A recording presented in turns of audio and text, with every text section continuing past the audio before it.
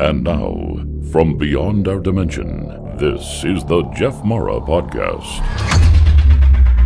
Here's Jeff. My guest is Doug Auld. Doug is a painter, OBE and UFO experiencer, as well as a playwright who has written a theatrical musical called Hypnotta. Today we'll learn about some of his experiences and Hypnotta. Doug, thank you so much for joining us today and welcome. Hey, Jeff, and thanks for having me. All right, if you don't mind, can we start first with your UFO experiences? Okay, just so your audience knows, UFO, I use that term for exactly what it stands for, unidentified flying object. It doesn't mean it could be something we just haven't identified. It doesn't mean it's a flying saucer. It doesn't mean it's from outer space. It could be just something unidentified. And if I look at it long enough and it defies explanation with some peer review that I'll have, then I just classify it as a UFO. So, okay, I could probably go right into sharing my screen and bring some of these up, okay? Great. Okay, can you see it? Mm-hmm. Looks German. That is allegedly the Hanabu. For people that study this material, it's alleged that German technology back then was given the secrets to how to build these ships. And I've always been fascinated with this photograph because it's an old photograph and it's one that does not strike me as being forged, but I don't know. But I like it on my screen share right now. Mm-hmm. Okay, so let me bring up one of the many images that I have here. Now, these are images that you took personally. Everything that I show here will be something that I have photographed. First of all, when I do my night vision, I'll bring up this picture here. Mm-hmm. This is my night vision setup, a Luna night vision camera and a screen. And when it gets dark, I'll set this up and I'll scan the skies. And I call it sky fishing. I really enjoy doing it. It's, Wow. You catch as many things as you do catching fish, very few. But when you get them, it's quite exciting. And I've learned to try to discern what is maybe a satellite from space junk to something abnormal. An airplane would always have a blinking light system, Mm-hmm. which is pretty easy to identify, and a certain path. And of course, helicopter would be included in that. Usually something just streaking across the sky is on a set path is one thing, but anything that comes across the sky and stops or changes direction or illuminates itself and goes back down are points of interest for me. So That's interesting. That's my night vision setup, and anybody that's curious about learning about this can always get in touch with me. Are you recording video or still shots with this? That's video. I'm Awesome. making films, and I'll be able to show one of them that's absolutely fantastic from Mexico, from Playa del Carmen. I'm going to be showing you one of those films. But let's get to some of the stills. Now, here's an assemblage of a very odd item. Before we get started, when you say these are these stills with your night vision or just with a camera? These are stills with a camera with a zoom lens. Okay. So I'll explain the objects here. They're all the same object, which is quite fascinating if you think about it. And I came home from playing hockey. It was a Sunday morning. And I remember before I came in the house, I looked up into the sky, which I seem to have a knack of doing, looking right at the right moment at the right thing. And I saw what appeared to me from my vantage point, a bright star in the daytime sky. And I was like, what is that? What would a star be doing out in the sky? And I remember a friend of mine, Mike, who ran a gas station near me, he was walking. I said, Mike, come on over here. What do you think that is? And he was fascinated with it too. And I said, Mike, just stay here. Let me run inside and get my camera and come back. I ran inside, got the tripod and the camera. I think it was like a Canon 20D or something like that with a telephoto. And I proceeded to take some photographs. and it just looked like small objects. I couldn't tell what it was until I came in the house, brought it up on the computer into Photoshop and enlarged them. And from one photo here to this odd looking feathery thing, to a configuration of marks right up here, to this one, to that one, was what I had. Mm-hmm. And it defied description to me. I remember that there was wind. I remember clouds moving. This was kind of near New York City, and this object stayed stationary, didn't move. And so the clouds moved, it didn't move, and it sat there perfectly still for, I'm guessing, 15 to 20 minutes as I photographed it. And so, okay, so balloons, really? I mean, like with this perfectly straight edge configuration. Mm-hmm. And same with this strange, odd configuration.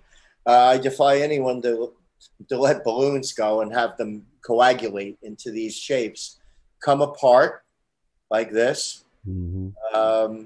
Turn into this singular weird thing. I have no idea what it was, or this other thing here. And they, as I'm sure your viewers can see, that they almost look like roundish squares, or, you know, something that they're not circular, and they're not, you know, they're like oblong. And only when the Tic Tac videos came out that I look at that and say, you know, I photographed something kind of similar years back.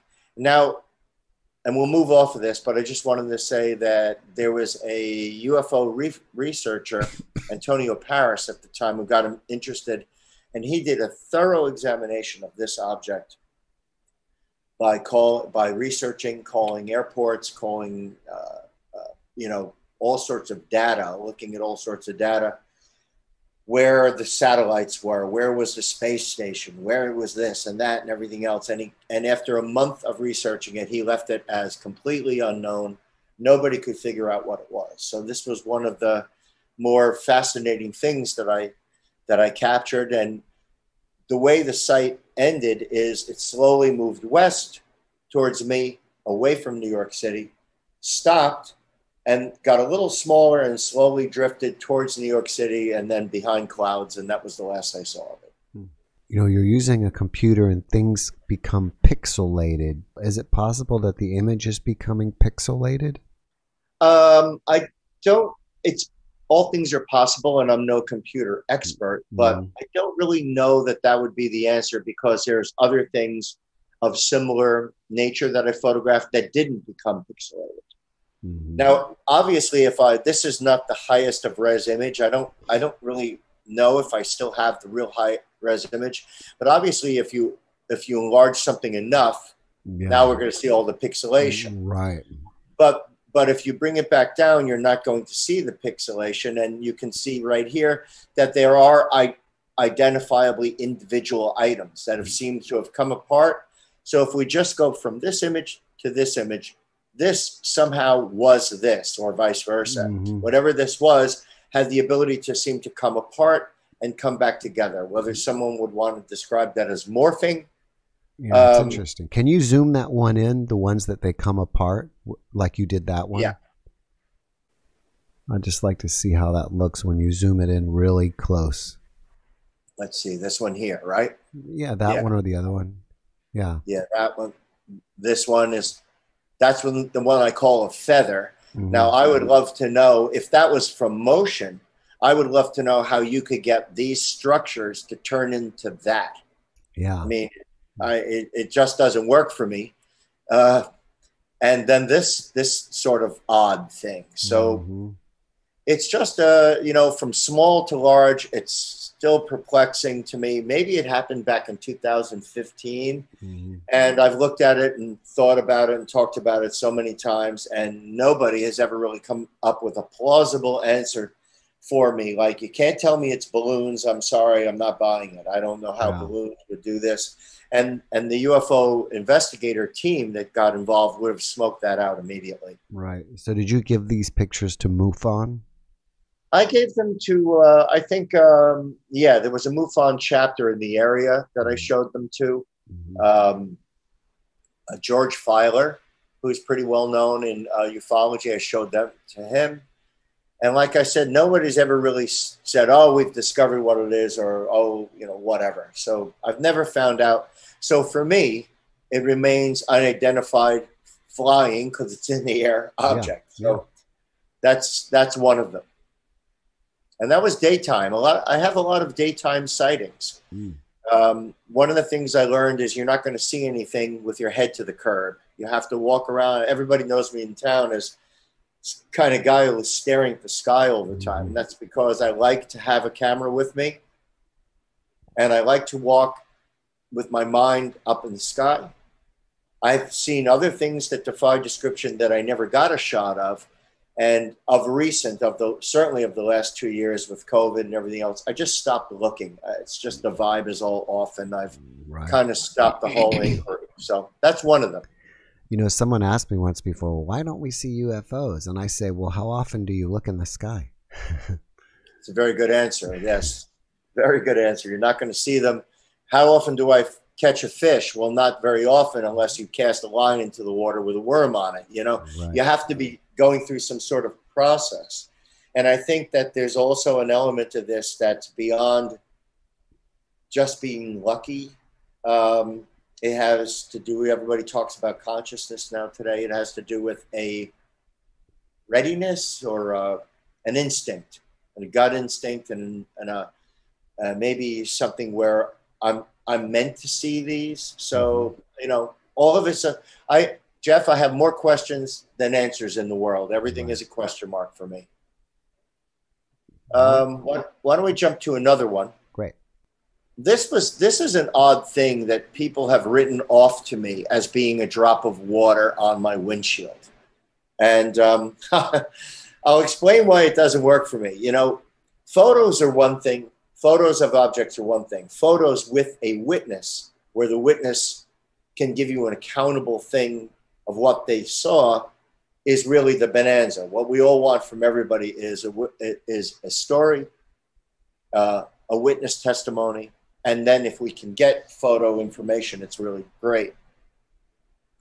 So I was heading to hockey again. Everything seems to be happening while I'm on my way to hockey. Yeah. I was on Route 3 West, driving towards Giants Stadium in Rutherford, New Jersey. And I remember specifically, and it was a hot, dry day, plain and simple. A very, very hot, dry day. And it was, I don't know, summertime, and I'm on my way down west.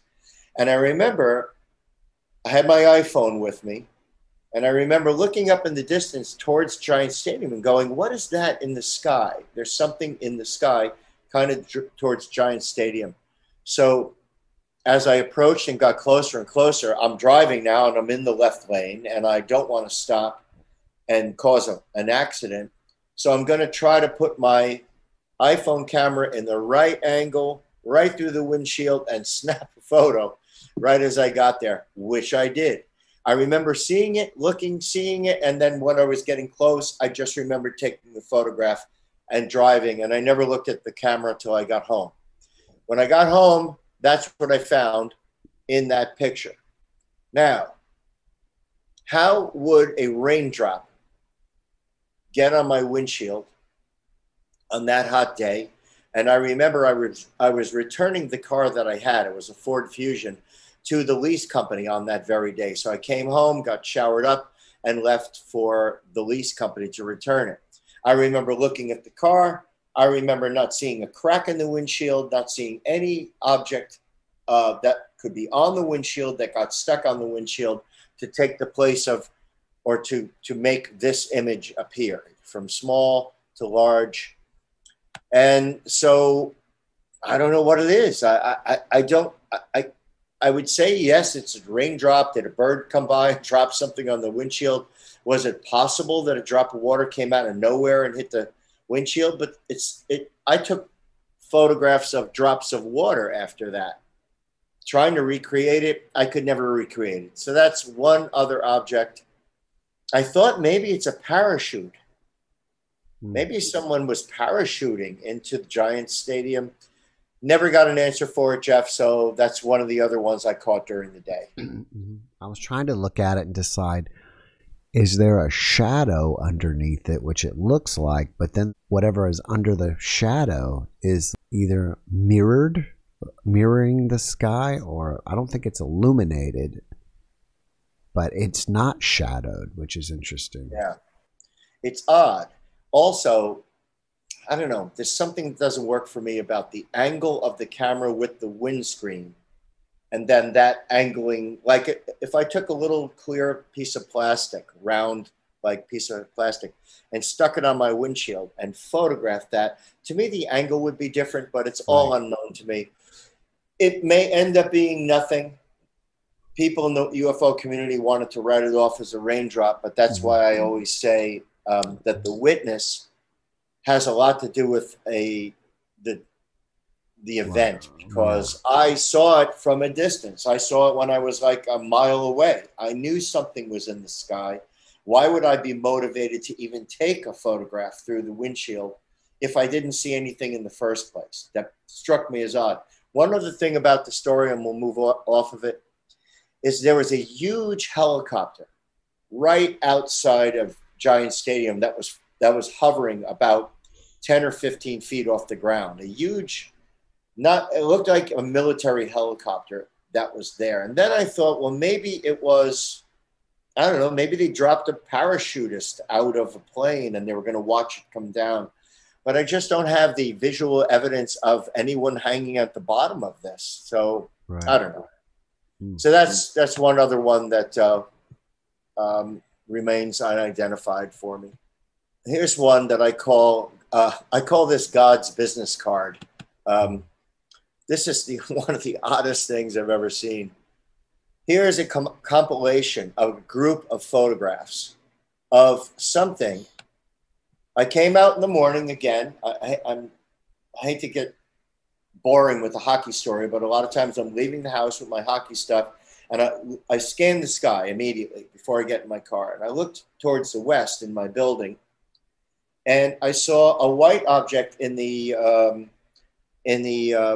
air pattern of where the jets would be, and I would watch one jet go by on their way to Newark Airport. And then I see this thing in the same lane going by as if it was a jet. And unless you had a discerning eye, you would just take it for granted as it's a white thing going through the sky, no different than an airliner. The distance shot for it is this bottom one. Okay. Right. So if that's the edge of my building, that's what I saw in the sky until I brought it in and enlarged it. Here's another weird kind of configuration of it where it looks just like a square. Yeah. And I'm like, what in God's name is this? And of course, again, it's only when I got home and I enlarged it did I realize. But one thing I do know for sure, Jeff, is it started to the right of me and it traversed the entire sky till it disappeared behind my building. So it wasn't like something going like this.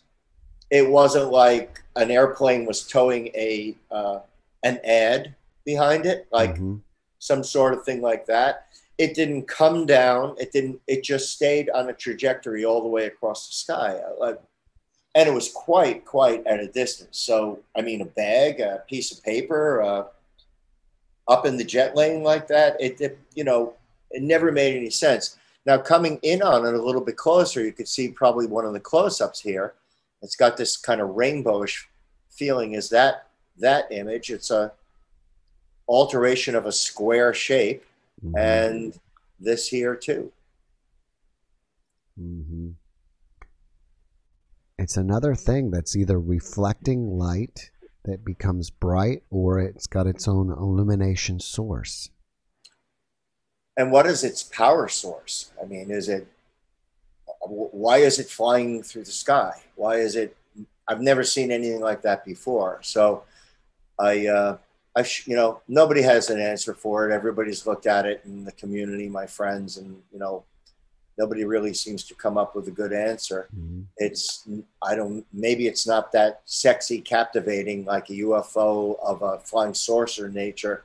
Right. But again, it's just one of those things that is part of my world of looking in the sky and examining what's going on and trying to catch things, and another daytime sight. Okay. Mm-hmm. Now, this is a fascinating one. I call this the smudge. This one strikes me as being very important, a lot more important than maybe someone would give credence to, because this is a fascinating story. Let me bring up the first one here. I was sitting at a cafe in my town, maybe 3 or 4 years ago, outside at dusk. You can see it's sort of late in the day. And in fact, you can see here that the moon is kind of up. This is probably the first photograph. The moon is kind of there, there's clouds. I'm sitting, and I have my iPhone again, and I look up towards where you're seeing, and right here, there's a little black mark in the sky.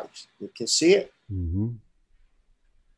And that's the first indication anything was happening. Like the second it absolutely happened in front of me. I didn't look and it was there. It appeared. It absolutely happened in front of me, as if a plane was flying by and puffed some black soot, or I call it the smudge. So I call it the smudge UFO, and that appears. And that's how far away it was. And I managed, it's a miracle that I got this on my iPhone, because I managed to capture it. And then I took 4, maybe 5 photographs. And I was like, what in God's name was that? And I forgot about it till I got home and loaded it on my computer and brought up Photoshop. Now, that was the first one. Here's the next one. It's a little more pointed and a little rounder, but nothing really to make note of yet, okay? And then let's see what this one is. All right, now, all of a sudden, it's this. Now it looks like a round pinprint or a ball, and get this, as you come in on it, what is that? I mean, it's got a symmetrical, almost metallic symmetrical quality to it. I don't know, but it's like a star, like a cross right in the middle with 1, 2, 3, 4 openings. That's how I've envisioned it. Like a cross, a round BB. Imagine a BB where you carved out the corners and the middle star was there. And then a still further enlargement is one, and then a larger enlargement is another.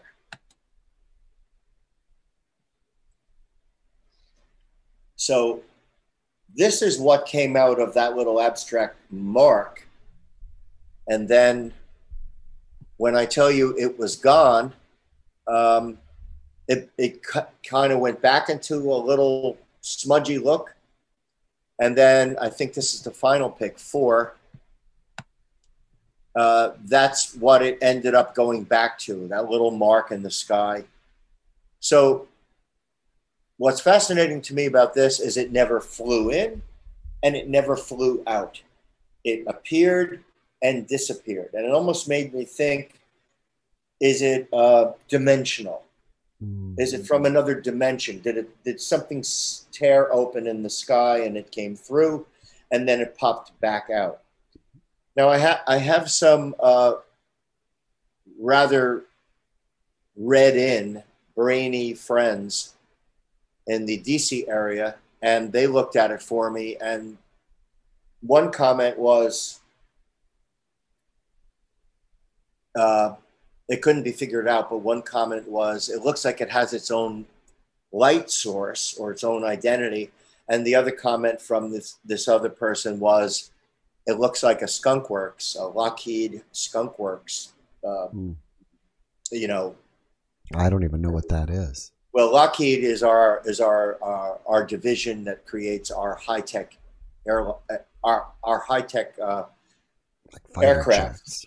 Yeah, I mean that's where the stealth and everything come from. And there's a division of Lockheed called the Skunk Works, and the Skunk Works are the ones who are creating stuff that is so out there that most of us would not be able to comprehend. And so whether it's anti-gravitic or plays with gravity or it has the ability to cloak. If I'm sure a lot of your audience will understand the term cloaking, where there's a way to get something to be there, but put it behind something. For example, if a jet is flying above you, but they have above the jet wings technology to photograph what's above the jet and project it underneath the jet, then you'll never see the jet. Does that make sense? Mm-hmm. Right. Far out idea. Mm-hmm. So this object here really caught my imagination, and I think it's been overlooked by the UFO community. I don't think they've paid it. My instincts tell me this is of substance. It matters, and they don't seem to care. I think maybe this is my 8:26:15 in Hoboken, looking southeast towards New York City. The object appeared as a dark smudge, changing shape, lasted about 30 seconds, got several shots. The object simply dissipated. That was my original notes from it. Mm. Now, my two night visions, these two night vision shots are from Mexico. And I have a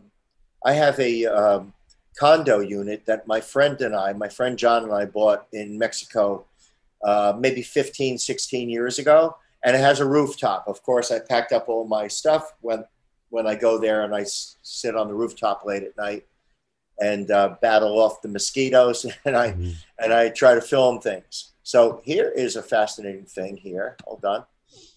Okay, now let me try to explain this. This is going to be grainy, and this was one of my earlier night vision equipments, a Yukon, whereas my new one is a Luna. This one was not as accurate, and you're going to see the fuzziness of this. But I want your audience to know that there was nothing above me when I had my camera looking up at this. I caught it, and it's only night vision that caught the object. There's no other way I would have seen it, and there was no sound to it. So here are the stars. I'm going to try to focus them. Now, look at the size of this thing, and look how slow it's moving. There's no blinking lights, so it's not an aircraft. It's not a meteorite or anything like that. Those objects move quickly through the sky. Mm-hmm. It's not a satellite. It's far too large and not moving in a proper pattern, and I've showed this to a lot of people who would know that. And I'm trying to steady the camera here, but you can see it moving through the stars. There goes either a bird or a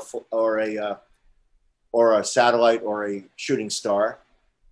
And then you'll see it move. It's not very long, and then you'll see it move off. I'm going to play it long enough to show everyone it go into the distance. But I'm tracking this as best I can, and I don't think the system that I had at the time was a very good tracking system. I may have been hand holding it, but look how slow this is moving past the stars and everything. And I think the latter part of this film gets a little darker again. There it is. Mm-hmm. And this is moving so slow, painfully slow, that I can't place anything in my way of thinking. If someone in your audience can, and obviously I'm always open to explanations of what these things are, mm-hmm. That I'm open to that. And then soon you'll see it, just to move through it, soon you'll see, here's the trees in the distance. You can see the trees. That's what the trees look like in mm-hmm. night vision. And eventually it kind of moves off into the distance, but it's so slow. And so that's one of my night vision captures that I'm kind of impressed with. That's picking up light sources. That's not an infrared or picking up heat. It's picking up. There's an infrared quality to the one that I have. It picks up infrared, but it's really an ability to see light into dark areas. If I turn on the infrared on my Luna, it will shine an infrared light forward, but I don't think the distance is adequate to pick up something at that distance. So it's not infrared. It's a night vision, very similar to the night goggles that our military use overseas and everything, where, you know, it just takes all the available light and illuminates it. I'm not an expert on it, but now I could not see that with my eyes. So that's that's key. And I couldn't hear it. So it made no sound.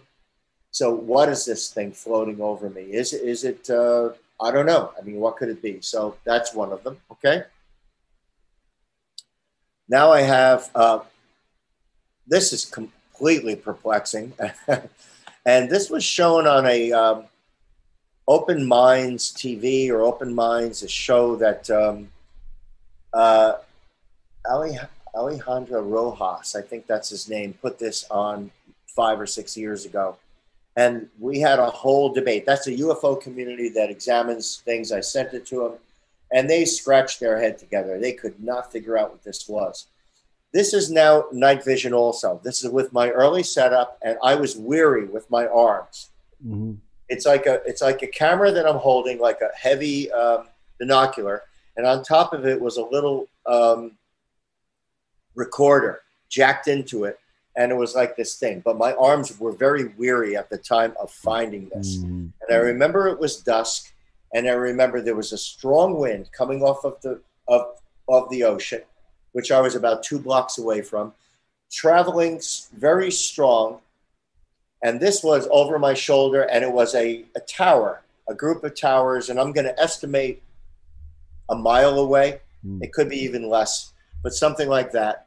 And now I'm going to run this and explain this as it goes. It's very shaky, but it will steady to show you this. Now, why with wind, with heavy wind, why is this object sitting still where it is? So here we go.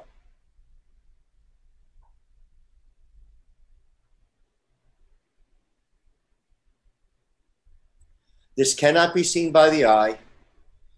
It's making no sound. And it's in a kind of a low economic area of Mexico where it doesn't make any sense as to, it's nighttime. There's no lights on it. Is someone flying a kite in the middle, not in the middle of the night, but in darkness? I don't see any evidence of it being a kite. It acts like a kite a little bit, but then I'll explain what happens here. So there's the tower. It's turning a little bit. Now look at this. Comes right past the tower and comes down towards another tower, comes straight down, sort of disappears in the night vision, and now absolutely straight up. Now we've got wind. You know, why is this thing going straight up, absolutely straight up? Now the night vision is only catching this. I'll catch a piece of the clouds at some point. You'll see it. And the clouds are kind of high. Now, who has a kite? Now, here it comes back down again. There's another object there, a little tiny object that was in the sky the entire time. Now it comes back down again, and now straight back up again.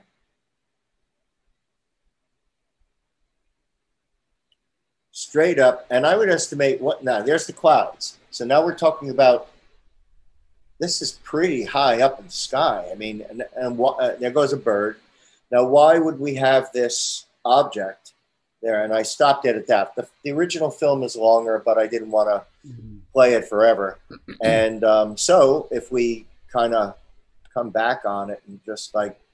It does look like it separates into two things sometimes. Yeah, it's like an Oreo with a cream in the middle. Let's see if we can get it to separate.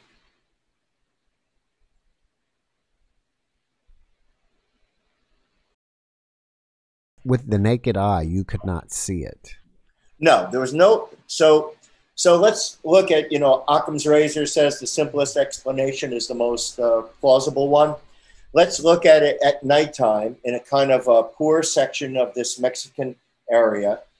That the only plausible thing I can think of at the time is who would be flying something with no lights in the darkness, even if it was a kite. Who would have this ability to control it? Why would you want to fly a kite at night? I don't know what it is. I have no explanation for it. That's sort of like a more singular part of it. Let's see if I can. You can see it. There you go. Right. Right there. Perfect. Now you have. Actually, if you go back to that, they look like they're hexagon shaped. Yeah. And again, I took note of the wind coming off the ocean. It was strong.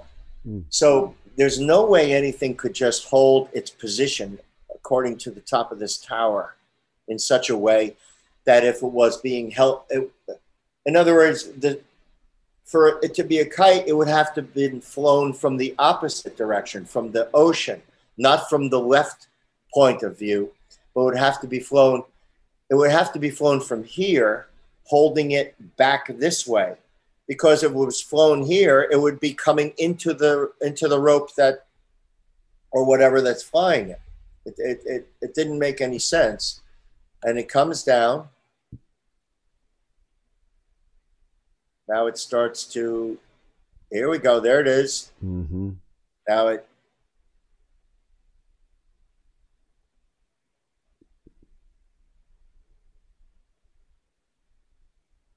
So now, if it's kite being flown over here, it's blowing down and coming back down.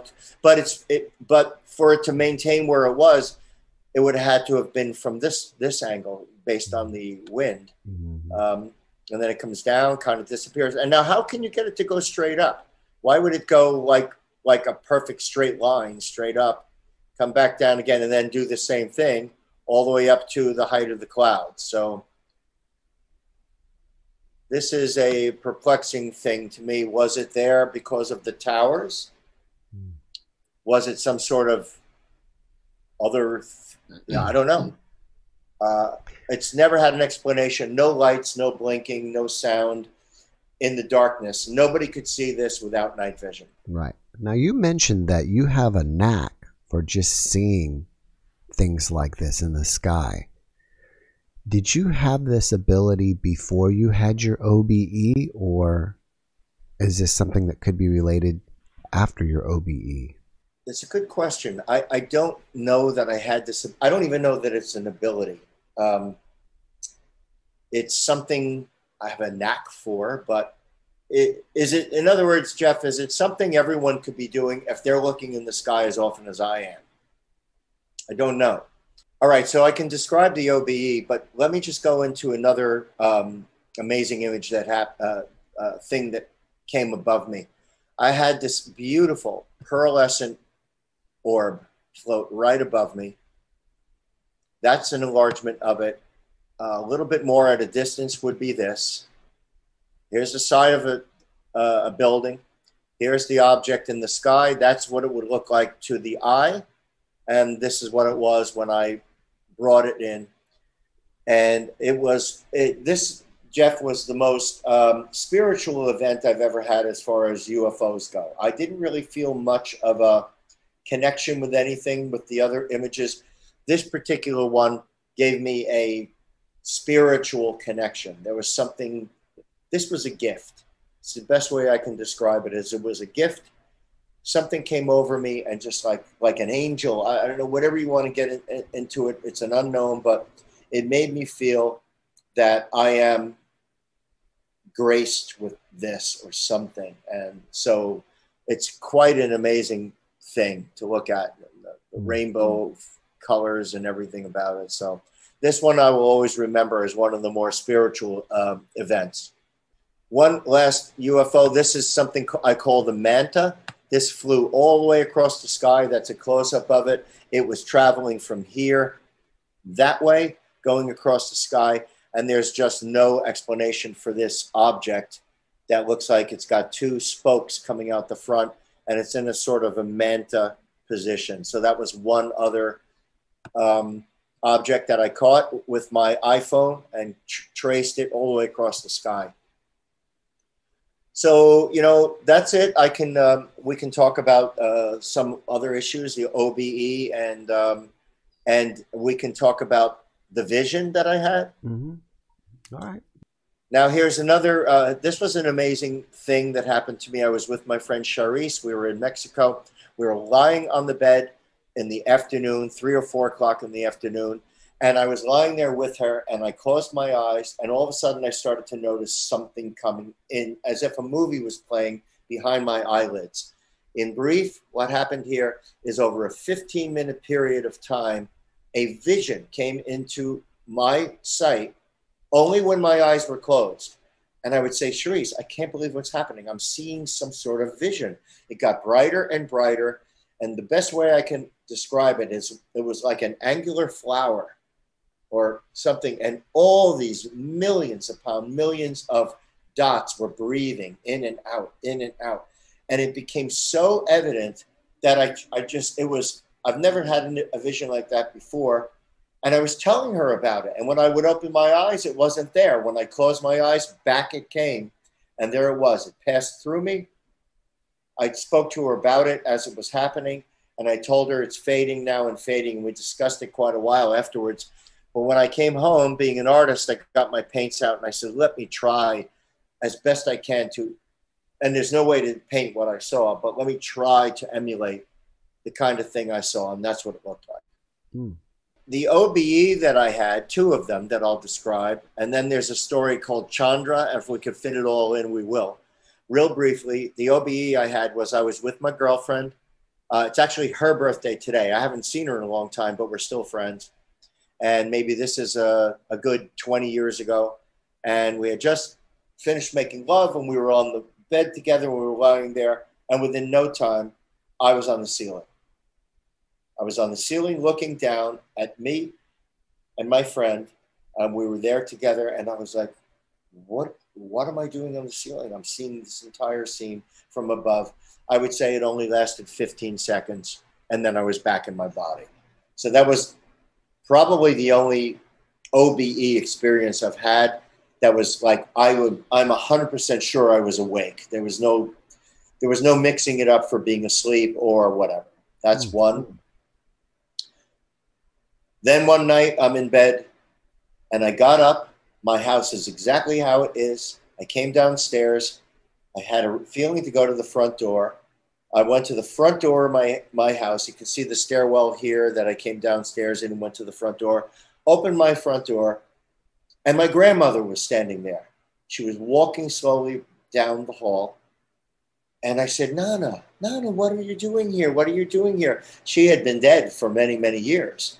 And she had this beautiful glow about her. She was younger than when she passed. She was maybe in her late 60s, early 70s. She looked nice.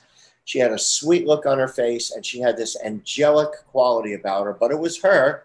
And she said, Douglas, I just want you to know everything is going to be okay. And she started walking past me.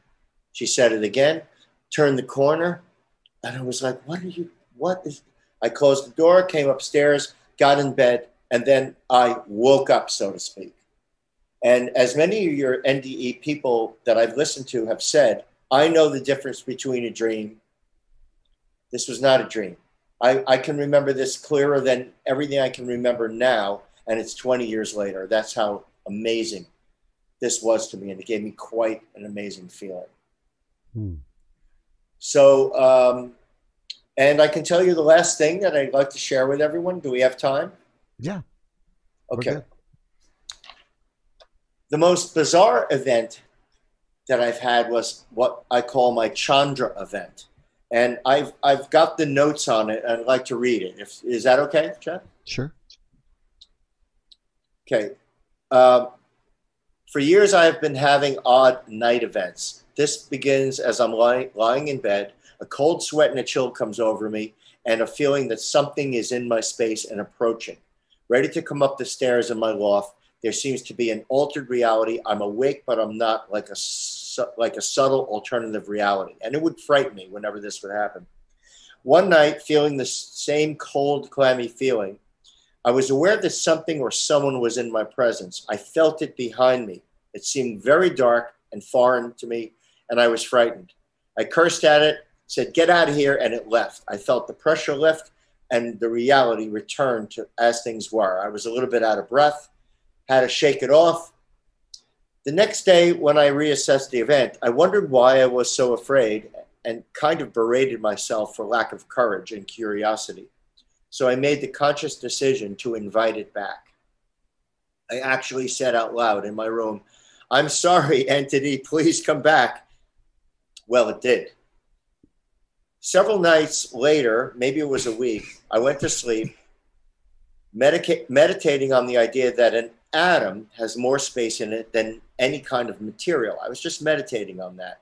And so most everything is really empty space and nothingness. I had this image in my head from which JeffMara showed a small illustration of, and then I fell asleep.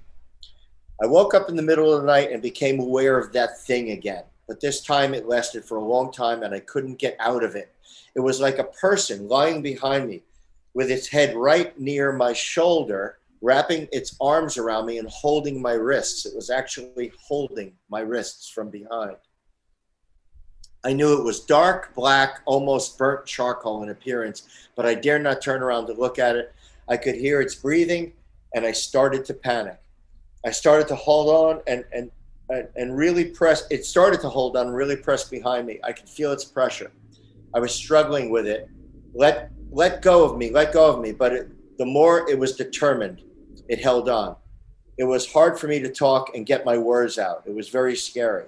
I was amazed how long it was going on. I felt its face right near me behind. And then I remembered this had happened before, and I was reminded of my memory that I invited it back. So I got a little braver, settled myself, and then I started to try to talk to it. I asked, "Are you alien?" It answered in a feminine voice, yes, in a telepathic manner. I then said, why am I so frightened? And it replied, "I'm frightened too." And that amazed me. Then I tried to turn my head a little, and somehow I saw a glimpse of it, all creepy and dark. But then while still holding my wrist from behind, it presented an image perhaps more pleasing to me. In front of me, and what I could best describe as a square window frame, like above me, coming down. Let's see. I remember seeing a beautiful face with long hair falling forward and behind the screen, as if it was a window screen with a screen net on it. I said, "You're very beautiful." And it replied, "I know." Which then I got the feeling it was almost shy or embarrassed. This is hard to put into words and hard to explain. All then became very tranquil. I asked its name and it replied, "Chandra." Then all of a sudden and without struggle, it gently let go, dissipated, and its presence slipped away. Can you tell us a little bit about your musical Hypnotta? Oh, great, Jeff. Thanks for asking. I sat up one morning, middle of the night, I don't know, 3 or 4 o'clock in the morning, and I just sat up and said the word Hypnotta. Now, I had been an artist, a painter, songwriter, a creative person all my life. And I said that word. I made note of it.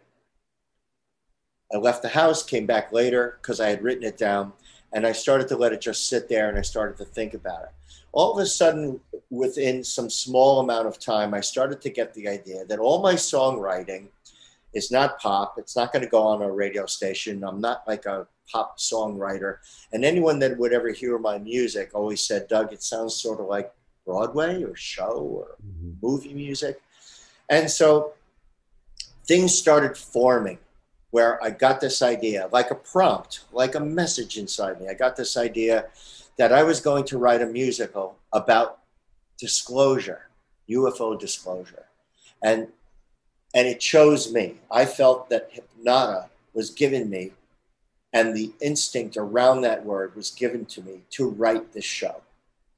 And so I titled the name Hypnotta, and I used the name Hypnotta in the show as a Native American lore handed down to my main character. So there's a Grandma Sage Whitehawk. She hands down this word Hypnotta to her daughter, in a sense, Nectar. And she tells her, while she's on her lap as a child, the Hypnotta is the place where you're giving messages from the beings beyond, in between waking and sleeping, which we call the hypnagogic and hypnopompic states. And that's where Nikola Tesla, and many great thinkers, Da Vinci and everybody, they would sit in a chair and they would drop like little stones when they dozed off, and they would take note of what was happening at that moment. And so I built the show around that. And Jeff, I'm telling you right now, and if your audience take interest in listening to some of the show, it's in final edits right now. It's not ready to come out. There's no way I wrote this. This was downloaded to me.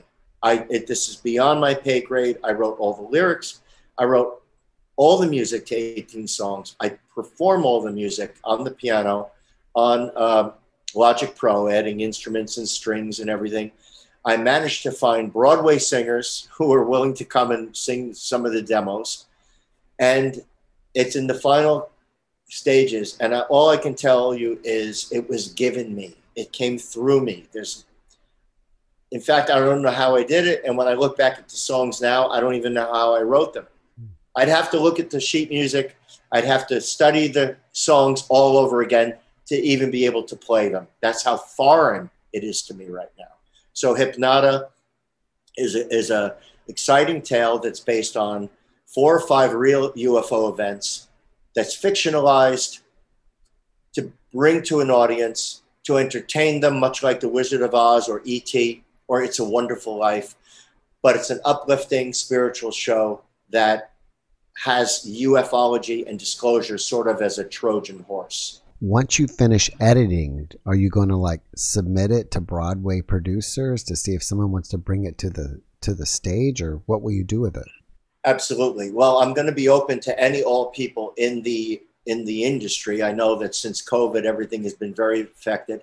I have a very good contact out in LA who's aware of the show right now, and I have some options about that. But yes, whether it makes its debut in a cyber stage environment online or a small theater, it's really designed to not preach to the UFO choir. I mean, we already know, ufology already knows this stuff. It's designed for a stage audience, a tourist audience that comes in and says, let's see a show in New York or whatever. And hey, I heard about this show, Hypnotta. This looks good and sounds good. And it's entertaining and enlightening, but it's, like I said, it's actually telling true stories. I also want to let the audience know that Doug is a fantastic painter. And if you look behind him, you can see some of his work. And he has some different series of paintings. I think one is about burned victims or something, right? Yeah, we call them burn survivors. I approached St. Barnabas Burn Center in my area, and I wanted to take volunteers of young burn survivors because I wanted to illustrate the fragility of all our lives. We are so fragile. You go out in the morning and before the day is over, you're in a horrific situation like some of these people, and you lose your looks, you lose your physical abilities. You're sort of a modern day visual leper in a sense. The world doesn't want anything to do with you. Only 10% of burn survivors ever return to public. It's an odd, sad statement about us that we do not want to accept people that have lost symmetry and their looks. It's hard. You can't, how do they, the girl way behind me, and people can find this, people can find these in my website, but these two people behind me, Shayla is 14 years old. Mm. She is a severely burned young girl, lost her fingers and everything like that. And how does the world welcome a person like that into, working at a cosmetic counter or a coffee shop or a bank window? I mean, people are like, I don't want to look at that. And we need to grow up and learn more about the fact that we are not a body, we are a spirit. And so that is my expression, my expression through my art of that issue. How did the burn victims respond to you when you asked them, hey, I would like to, paint you? Were they open to that or what? Well, that was cleared by the burn center that I worked with. I sent them a proposal. I pitched them the idea. I said, I'd be looking for volunteers for the very reason that I just described. They wrote me back and said, this is like a weird idea, and they didn't want to get involved in it. And then about a month later, they wrote me back again. And I think, I think they eventually saw the wisdom in this, and they put it out to their burn community. And these are all volunteers. These are people who volunteered to be part of it. And I have remained in contact with many of them through the years. I'm good friends with probably the worst burned young woman. I'm still good friends with her. She's on my website. It's a diptych of two big paintings coming together called Rebecca and Louise. They were in a house fire in Haiti, and they lost 5 family members in the fire, and they were rescued. It's a tragic story. But Louise is one of my true inspirations, one of my true heroes. She got a PhD in psychology. Her sister got a PhD in law. They didn't let the burns stop them. They fought their way through ridicule, and they're just amazing, amazing people. That's great. What is the painting behind you that looks like a woman in a white robe or something? Okay, now that is, people can find that at my website, DougAuld.com. If they scroll all the way to the bottom, that is one of the rare sort of surrealistic dream image paintings that I ever make. And I made it for my friend and experiencer, Chris Bledsoe, who's a well-known UFO experiencer. And there's a picture of Chris and I and his dad at the bottom of my site. And that was the vision that Chris was given of a angelic woman, an angelic being we call the lady, who spoke to him and gave him messages. And it's tied into a whole UFO experience. And he asked me to paint her. And it took me about a year of meditating on it to take the chance of doing so. And that's the painting. That's the full life painting.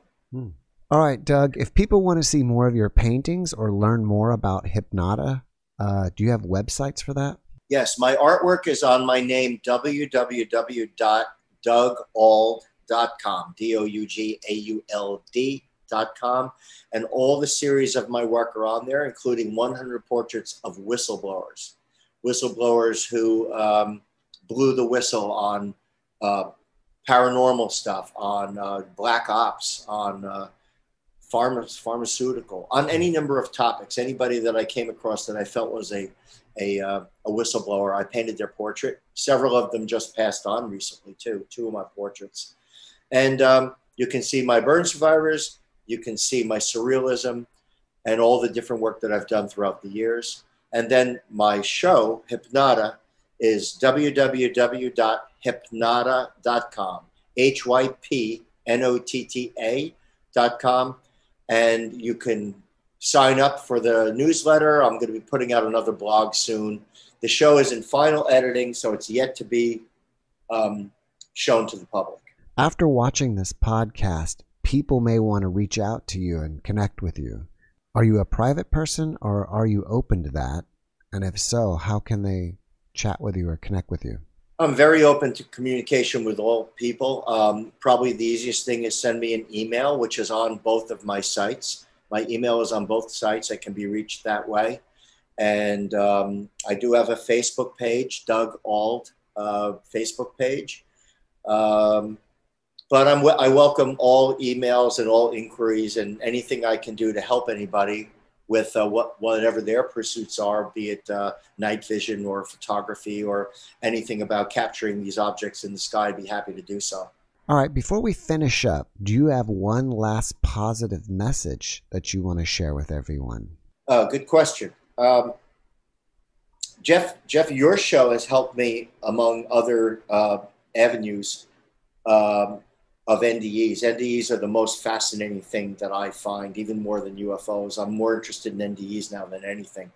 Because, I mean, can you imagine someone crossing over and bringing you back information. I mean, what more amazing thing could happen? So I guess the last thing I want to share with everybody is that we are all in this together. We're all spirits occupying a body, and you know, we're going to cross over. We're going to exist forever, and as best we can, to see our brother in us and vice versa. Because I know it's as corny as it sounds. We are all one, and we are all from the same pool. And I get angry. I get pissed off. I'm furious a lot of times, but I have to remind myself it's an aspect of me, because if it's in them, it can be in me, even as far out as some of the horrific things we do to each other. So to remember that we all come from a source, and we'll all be going home. Thank you for that message. And Doug, thank you so much for joining me today and sharing your experiences. I appreciate you, and I wish you the best. Thanks very much for having me, Jeff. All right. Have a great rest of your day over there. All right, great. Thanks for watching the JeffMara podcast. I really appreciate you. Another way to show support is through YouTube memberships. And if you do, there are loyalty badges and other perks depending on your level of membership. All you need to do is click the join button underneath the video to find out more. Thank you for your support.